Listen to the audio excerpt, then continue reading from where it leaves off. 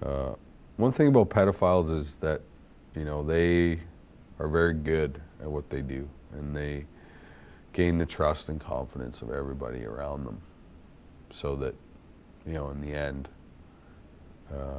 they know that you're not going to spill the beans on them, right? Mm. You know, unfortunately, like I said, 2 out of every 9 people meet somebody like I did. It was like that. Mm-hmm. So you sort of touched upon this earlier, but in modern society, there's such an uninformed view on mental health issues, and you yourself have battled with depression, anxiety, and addiction. What steps do you think we as society must take to tear down these stigmas? That's a good question. I think it's just education, you know, and, you know, unfortunately in the media, negativity and horrible stories sell. And a lot of times, you know, it takes such a tremendous amount of courage to be able to come out and tell somebody that, you know, I have anxiety, I am depressed, and, you know, the stigma is like, well, what do you mean? You know, I don't understand, you know, because unless you actually have gone through anxiety and depression, you have no idea what these people deal with. Websites such as yours are a great start, you know. Websites like mine are a great start. 1 in 6, Men's Project, you know. But I think it's good that we all kind of have our little niches, but eventually we got to come together. All of us, all of these groups got to come together so we become one mass, so that we're not battling, you know, for identity. You know, let's all come together and let's be one big, huge identity so that we can take this thing on head on.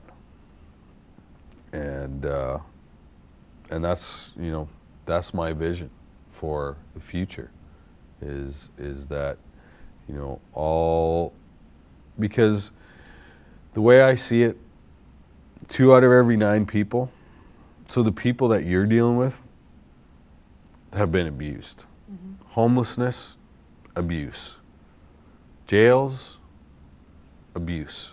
You know, abuse touches every part of society, but we don't want to talk about it because it's too painful. It's too out there.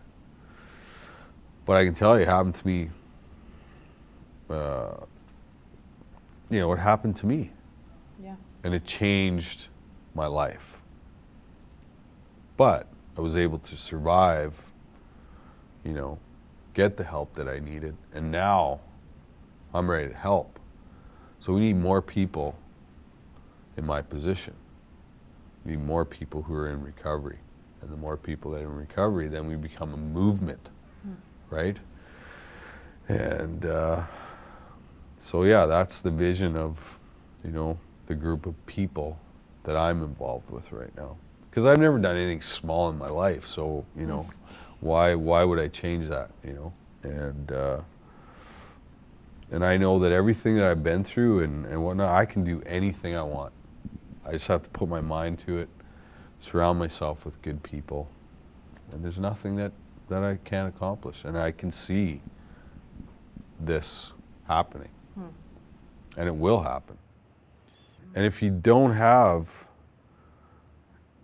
or if you don't know, then go find the person who does it the best and go ask them for help. Simple. Like these old guys, these old CEOs and stuff in companies, they don't do much. And they love it when people come to them and say, hey, you've been around this game long time. I need your help. Can you mentor me? Can you show me how it is to be successful at this particular thing that I'm not good at? It's as simple as that. We say that a lot on Mind Your Mind. That's our tagline: reach out, get help, give help. Yeah. Which is the same message that you're giving, you know, over and over again. So that's That's wonderful. Well, yeah, and it's, you know, to be 41 years old and know what the purpose is for my life is like unbelievable, because I still have half my life to live, right? So in the next 40 or 50 years, man, I can really make a difference. Like, I want to be inspired too, you know, I need to be inspired too, but in the end, I want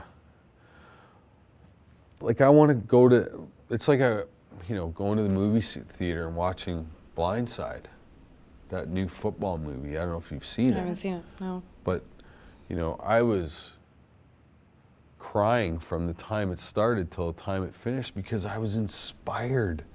It was it was a happy cry. You know, it wasn't a sad cry. It was like somebody helped somebody get from nowhere to like the NFL, which is like amazing, you know? And I'm sure there's thousands and thousands and thousands of those stories. But do we ever hear about them? No, we don't. And that's the media's responsibility, I think, going forward, is to find these stories. Because those are the kind of papers I would buy. I don't buy negative stuff, because there's nothing negative going on in my life. It's all positive. And in the end, that's what my story is about too, you know, is that no matter how far down you go, you know, you can always make it back. There's a part in your book where you speak about the victim mode, and it's described with the following quote: "I can get rid of these memories, so I can't get rid of these memories, so I deserve to have bad things happen to me. In fact, I hate myself so much that I'm going to live a life that ensures that bad things are going to happen to me." When was the moment that you realized this statement was not true? What was the day that we talked about earlier, that September 18th of 2005, you know, that's when... In the desert. No, that's when, the day I got sober, because I remember saying to myself, you know, like, you know, I gotta stop feeling sorry for myself, because it's not working for me. You know what I mean? The path that I was on, I was going to end up an old, bitter, lonely man. That's where I was headed to. Because, you know, alcoholism, it's not a quick death. It's a slow, painful, lonely, bitter death. And I could see where I was headed, you know? And, you know, I was just like, you know, like, I have every right to be the victim. I have all kinds of excuses. But in the end, these excuses, they're just not working anymore, right? And so that was the day I decided to kind of take control of my own life and start to live my life instead of, you know, accepting that I was abused, and then just making all these horrible, bad decisions because I have an excuse. I was abused.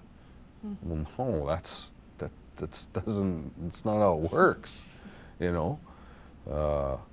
And